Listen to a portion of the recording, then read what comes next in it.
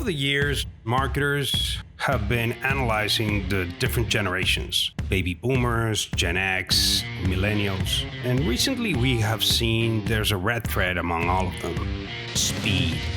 They all want everything to happen now. My name is Francisco Serrano, and I am the Chief Speed Officer at One-to-One and the host of the Now Gen podcast. Join me. Each episode, we talk about what's happening with brands, see how brand professionals across different industries cope with this fast-changing market, and live up to the expectation of this now generation. Welcome. This episode is brought to you by One-to-One, the fastest day-to-day design, content, and digital studio. One-to-One has been the premier partner for many Fortune 500 companies, proving that tight deadlines shouldn't be a hassle. Hey, hello, and welcome again to another episode of the Now Gen podcast.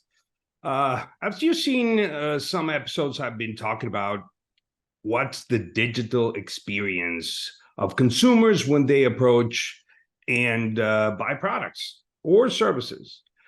Today, we will dive into customer experience in one of the leading companies of consumer product goods in the world, and how the experience of consumers, it's now taking a different journey than what it used to even 2 years ago, and it's changing by the minute. And for that, I have a very, very special guest, Jonathan Halvorson. He is the Global Senior Vice President for Consumer Experience and Digital Commerce for Mondelēz. Thank you very much, John, for being here with us. Thank you so much for having me. Before we dive into all this talk about digital experiences, why don't you tell our audience where you're coming from, what's your experience, and how you ended up in Mondelēz? Sure. So my background is undergraduate degree in journalism, University of Missouri. Got my start in media in Chicago. After a few years there, I got moved by my mentor, Sean Finnegan, to New York and started doing global roles. So I worked on Global Visa, Global Intel, then worked with Procter & Gamble, mainly in Asia, China, Southeast Asia, and then had the chance to lead the Mondelēz business at Publicis. Then did some other roles working with General Motors and then at Twitter, building their video product, and then have been at Mondelēz for 6 years, leading media, digital, data, creative, and e-commerce for the global organization. Oh, that's impressive background. And now that we were talking offline about what the Now Gen is all about, how do you approach this fast-paced lifestyle in the digital engagement era? Look, I think that the world, as you kind of pointed out, like the standards are just so high. I think everyone expects a high level of personalization, and that mass marketing model that was the cornerstone of how we used to market. We would produce one mass message, put it out to as many people as cheaply as possible, typically through television, no longer meets the standards.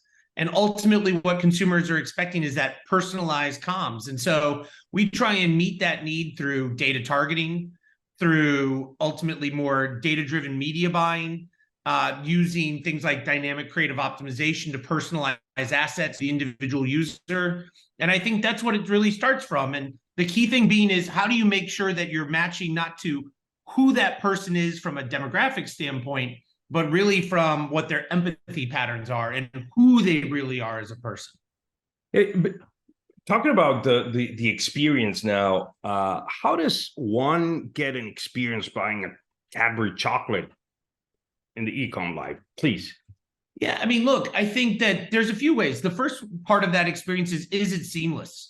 You know, like, is it just literally what you expect? When you have that, I mean, we work in very impulse-driven categories. Literally, the moment we have from moment of awareness to purchase is just that fast. And so there's a huge pressure for us to be that available to people. So the moment you want to buy that Cadbury bar or the Oreo cookies, I need to make sure that I have the right product, the right assortment available in the channel that you want. so that you can have that delivered by Amazon, GoPuff, Walmart, name the channel of your choice, and ultimately have that delivered through, your regular grocery delivery, or it might be a one-off delivery through a last miler. But that's, the question is first of availability. Second, I think that there's a richness to our brands. I mean, we have true taste of a nation brands, whether it's Oreo, Lou, Cadbury, and people want to have a broader experience around that. And I think there's a responsibility of our brands in line with their purpose to create robust experiences. And so it could be Cadbury Egg Hide, which is an example we built in the UK with VCCP, where consumers can hide eggs for others, and there's like literally a global egg hide that goes along with it. And I think those types of things bring joy. Look at the smile on your face. See, so we're doing our job. So There's got to be that delight. And I think when we're doing marketing at our best, we truly delight people, and you get that joy from it. And it's innate to our categories of biscuits and chocolate. And it's so important. When you see our marketing, you should see the future of where you think marketing's going. And I think broadly, the teams around the world have done a great job at driving that. And now that you mentioned that, and you mentioned, the Europe and US and Far East, how does that, interact between, so they don't collide? How do they have the same message, and how to get that? Well, look, you're asking a good thing. Look, I think brands, we have a very, unique portfolio, 245 brands. 9 of them are truly global, or what we would designate as global, and operate across BUs. We believe in a local first, but not local only operating model. And so each of those brands, when they are global, like an Oreo, has a simple global purpose, which is around playful connections. But how that gets interpreted in a local market will be unique. And so, we won't produce one master television ad and ship that out to all markets. That era of marketing is long gone and will never come back. But rather, it's how do we bring that to life in the US, in China, in Middle East, in Europe, in France. And it's, it's not even so much Europe as a tapestry. You'll have different markets will have a different message. And that's really where insights and strong local marketing talent comes into play. I just fundamentally believe that in our category, you win locally. And, we don't get to launch one car model and that be 40% of our sales around the world. It's a very unique reason why people buy our categories and the relationship they have with those brands. And so it's very fundamentally local. And I've worked global job now for well over 15 years. It's been the bulk of my experience. It's why I get out of bed. I mean, I think when I tell you, hey, we got 245 brands, 895 brand country combinations of media plans, representing 60 different markets, you either crawl back into bed and hide, or you get up, hit the floor and you say, that's the job for me. And it's been the joy of my last 15 years doing that. Wow. Yeah. Or you take a Valium and watch the next episode of whatever, Netflix, right? So you're talking about, digital commerce, and you're talking about customer experience globally. So is there a connection there with digital commerce and customer experience? Are the two connected in your brand strategy? Increasingly they are, because I think increasingly people want to have that on-demand purchase. I won't pretend and feign to you perfection and say that every single time it is totally connected all the way through the funnel and all the parts. Like many organizations, we built e-commerce as a capability and are working to integrate that as the capability matures. It's, between 6 and 7% of our sales. We have an ambition for it to be significantly more. And ultimately, as that becomes a core part of our sales, it's important to be more and more integrated, because the consumer is not going to accept experiences that are incomplete. And I think ultimately, as you have, and the burden for us is you're judged not by the experiences in your category. They don't judge me based on the experiences they have with Nutella or with M&Ms or Reese's. They judge me based on the standards of the experience they have on Spotify. The best digital experience you have, no matter what the category is, becomes the standard bearer for everyone else. And that's what we have to live up to. And I think more and more that becomes integrated, because that's more and more of what the consumer experience is as they engage across every category. Yeah, and when I think customer experience, I think empathy. You need to be empathetic and think about what the consumer is thinking and feeling. And how do you integrate empathy into a digital commerce initiatives to create a more personalized, meaningful consumer interaction? Yeah, look, this is a real good story that includes things John Halvorson screwed up. So when we first started doing personalization, we put our segmentation, and every CPG company has really good segmentation. We put it up front. We put it into briefs. That's what we briefed out to creatives. We said, look, we want personalized communications. Here are our segments. And what we found is, like, we were getting positive returns over mass marketing, but it wasn't like breakthrough. And we would point to other marketers and we'd say, why is this so much better than what we do? And they go, John, not for nothing, like, you have just, your briefs have all this segmentation and you're burdening the idea. And so they said, if you continue down this path, you're always going to have work that looks like this, which is essentially a series of Getty images where we try and match the person, but we're not really connecting. And there was a breakthrough that really came from one of our creative agencies. And they said, look, what you need to do is get to the big idea and then say to yourself, how can we unlock value by personalizing that idea? And that's the question. And we say to ourselves, we personalize not to scale the number of ads, but to scale our empathy. And where that ultimately gets us to is an idea of, anytime you see a big idea that we're putting on in front of the brand, the question that we want every Mondelēz marketer to ask is, how would this idea be better if we could, or more empathetic if we personalized it to people? Great examples come around Valentine's Day. We have gotten to a point where ultimately we recognize that people buy chocolate, which we would think is universal. I eat chocolate because it tastes really good. You do the same, life is great. But ultimately, like, the message was, we serve to established couples versus new couples versus people asking someone out on a date versus single people. Like, and when you get that right, it's unbelievably powerful, and you feel so seen, not because the person in the ad looks like you, but because there's a shared common experience. And I think that's where we are really getting it right. And that's where we unlock empathy, because what you dream up from a creative way, the media guys will find a way to target. There is so much data in this world between platforms, advertiser data. You can deliver the message. There will be a company out there who can help you deliver a message to an audience if you can design a message for it. And I just think it becomes really great overall. Yeah, I can relate to that. When, as a consumer, the other day I was finding myself buying some personalized your competitors M&Ms, right, and saying, yeah, brilliant work by them. Putting some messages into a wedding, and I was like, I feel like cheesy, but when I received them and I delivered them, and that it just on the top of my mind, I was like, okay, I'm gonna do it next time, because of the whole experience that I lived, and my friends in the world. Oh, so thank you so much. Beautiful. It was more than the chocolate itself. It was the whole personalization, what you're saying. Yeah, it's the whole experience. We have a really good one. I love that example, and I am total green with envy over what my friends at Mars have done.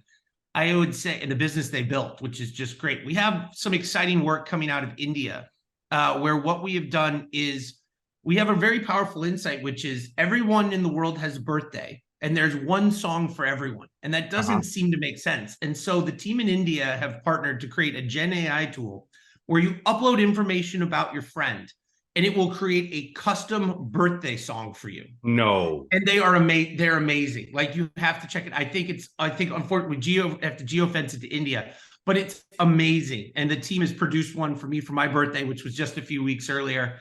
And it was just so spot on. It talked about the fact that I do boxing, my ballroom dancing, what I'm like as a boss. And it was just awesome. And they have done beautiful work that is going to be the next Cannes winner out of the Mondelēz portfolio. It's just absolutely brilliant work. And to your point, you just feel really seen. And it's the total experience. So when you give this really nice box of chocolates for birthdays, which is a big occasion that we're not capitalizing on enough, and now you get a personalized birthday song, you're taking that whole experience all the way through. And it can be personalization of the product, it can be personalization of the packaging, it can be personalization of some experience that goes with it. And all of it's super important to what the consumer expects. Okay, shifting to speed. Is the word speed something important for your brands, either in the whole customer experience structure? I mean, I think the last decade you won on speed. I think the next decade you win on empathy. Like, you don't get to avoid speed, and speed's important, but I think that ultimately everyone's gotten pretty fast. I don't think anyone has gotten away with being slow. And I think that ultimately, yes, I think about speed a lot, but I think the next thing I think about is humanity, because I think we're so overrun with data. And just going back to our conversation on empathy, I think there's a lot of people who are like, how are we going to be more agile? How do we run agile teams? My question that I have for everyone out there is, how do you be more human? And how do you feel more seen? And I think that's so important in a world where Gen AI and data, because everyone's quality is going to be so much higher. But the question is are you going to really connect with people? So I understand the obsession with speed, but I think the next decade is one on humanity. As data becomes bigger, humanity is at a huge premium, and it will be what differentiates you. So speed's important, but the new thing, if you're really going to win over the next decade, it's back to humanity and empathy. And can you use technology to? You can use technology. I think technology gives you a view of the person, but I think it's like I talk a lot about how did you win the last decade. The last decade you won on data, the next decade you win on identity, and there's a difference, right? And right. you can use technology to get better insights. Think about how we used to collect insights decades ago. You'd fill out surveys, you'd have people walk around and do this. You had journals, for television viewing. I mean, I think that the technology behind insights and analytics has moved significantly. I still think there is a powerful thing. There are few amazing people. And when you find one in your organization or in your life, hold on to them and go with them everywhere you go, that can take all of that data and put it into a powerful insight. And we've all had that moment, right? Where you have all this stuff and then someone just says it so eloquently and so perfectly. And I think there's just not enough of those people in this world who just literally just knock you dead with that short little quip. And yes, technology helps get all the information, but there is still that moment where it's got to be translated into these human truths, and there's just not enough of those people. So when you find one, like, hold on to them, handcuff yourself to them, go everywhere with them, because they are literally going to be what propels you and your career to new heights. And tell me, I want to dig deep into that empathy aspect of it, because it resonates with my beliefs. But how do the audience can take this into materializing it? So how does one brand can nurture being more empathetic? I think how brands become empathetic is by just being really close to the consumer into a big way. And I think you see certain brands, just when they talk to their consumers, they feel seen. It's just a different level. It's the wink and the smile in their work where you just feel really gotten. I think the Oreo brand does this super well. I think it really understands what I would go back to is the human tension. Good brands have a purpose, and they're empathetic because they understand the human tension. What are they playing against? And that human tension is what gives them real meaning in this world. And in the case of Oreo, it is that as we get older, we lose that playful moments. We lose imagination. We lose those things. And I think Oreo plays so well against that human tension. And that's what really makes it work. So brands that are empathetic know what the enemy of them is. So the enemy of Oreo is being curmudgeony and like losing touch with your inner child. I think certain brands keep that sharp and have it top of mind in everything they do. Others aren't as sharp or clear about it, and so they kind of meander through the world. And Oreo, because they get that, they go fight it, and it's the thing they go against, and you feel seen. So real good human tensions and human truths are what drives that empathy. Great. Thank you for that insight. Shifting into You mentioned earlier that you manage, or the company you work for has around 240 plus brands across the world. Innovation, does that play a role into staying ahead of the pack? Yeah. So, I mean, innovation in our world comes in two parts. So you have in product innovation, designing what the future chocolate looks like and biscuits. And there is a world-class team at Mondelēz who obsesses over this. And thank God, I mean, just the Willy Wonka type guys, right? Who dream up. And I mean, they come up with the craziest flavor. I have seen all future flavors of Oreo, and I can't reveal any of them, but you're just like, who thought of this? You know, they're just, and they're great and they are out there, and you just go, you are a special human. And then you have innovation inside the world of marketing. And I think the key thing in the innovation in marketing is to understand a few things. One is what matters to you in your category might be super important to you, but unbelievably irrelevant to people in other categories. And I'll give you a good example. Let's use the metaverse, which I think ultimately we would all agree at some point the internet is not flat. It is three-dimensional. Who wins that, what it looks like, don't know, but know that will happen. But that, if you're a snacking company, is not going to like rock my world tomorrow. But if I, John Halvorson, was at Nike tomorrow, I would be like pounding the table, obsessed about how do we win that future. So the important thing is to know which of these things matter to you and not be someone who just follows a lemming. Just because it's important to Mondelēz or P&G or Unilever doesn't mean it's relevant to your business. And I could think of things that are relevant to me that are not to others, other people who should obsess about that aren't relevant to me. And then the second question is time horizon. So in other words, important now, important next 3 years, 3 years plus, because it will tell you how fast, because you always have to build capability ahead of it being there. You can't just start the exact same day it hits and be ready to go do brilliant work. There is a foundation you have to build. And the third important question in innovation is you must choose to be brilliant at things, and therefore you must answer another very important question, which is what will you suck at? And not enough people spend enough time focused on what they will be terrible at. And at Mondelēz, I assure you, we are some of the worst search marketing professionals in the world. This doesn't mean that we don't know how to do it. We could. I've worked on General Motors. I've worked on major search clients who do this super well.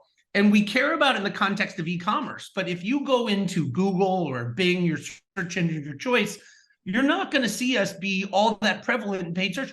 We don't put time and resources against it. We don't choose to be brilliant at that.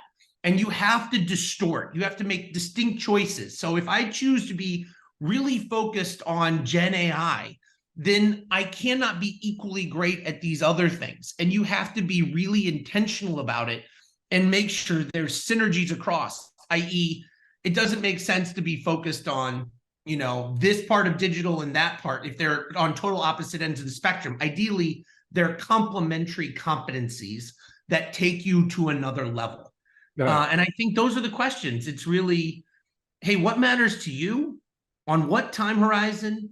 And therefore, what will I choose to not be so great at? And those are the powerful questions. So innovation plays a big role because you have to constantly be looking and building for the future, or you will be left behind. But it's you got to balance that and ask those three questions is kind of how I think about it.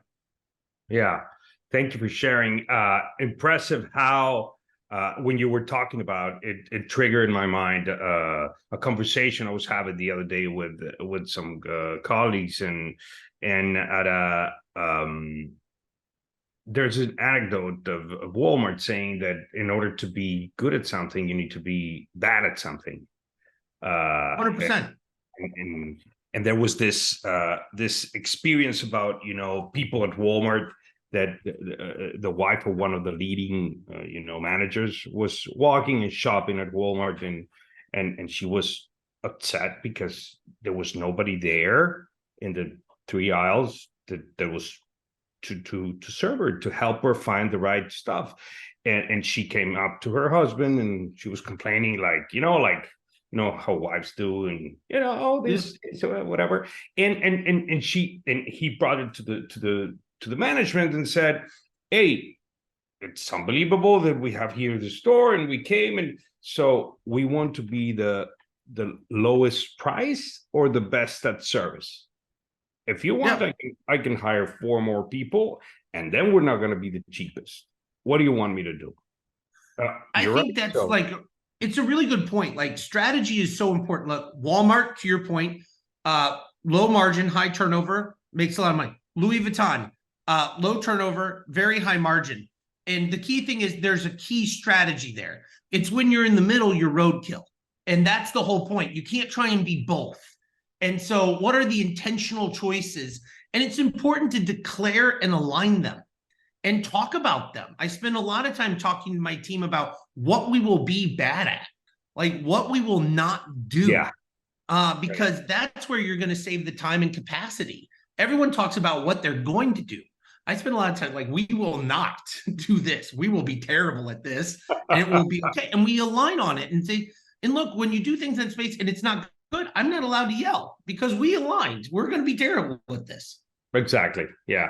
Thank you. Thank you for sharing. Okay, so we're coming up to the end of our interview. It has been amazing, John. What is the key takeaway for our listeners today from everything that we've talked about in your experience? The one thing that you think that they can take home and use it in their brands as a knowledge?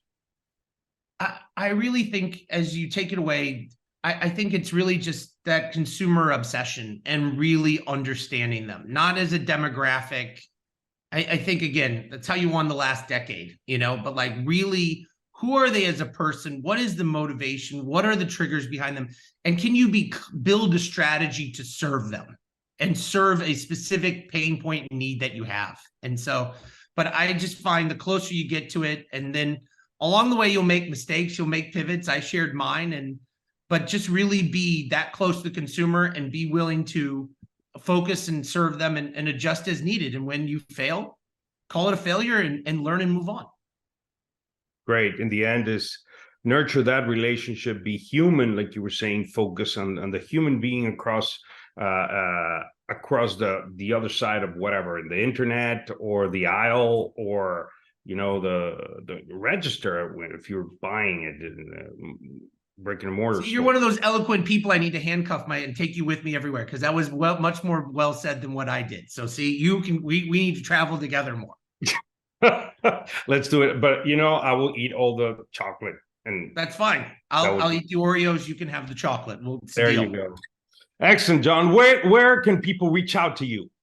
Listen, you can reach out to me one of 2 ways.